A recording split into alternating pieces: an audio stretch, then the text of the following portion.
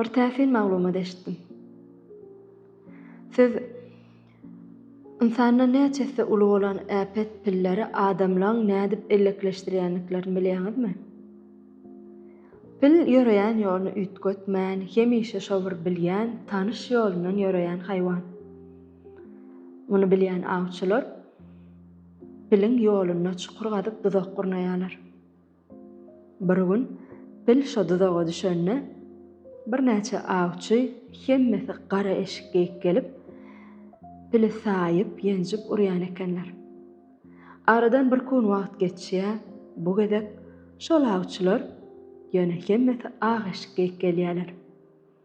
Pili naharlaýarlar, kömek edýärler, çukurdan çykarýarlar.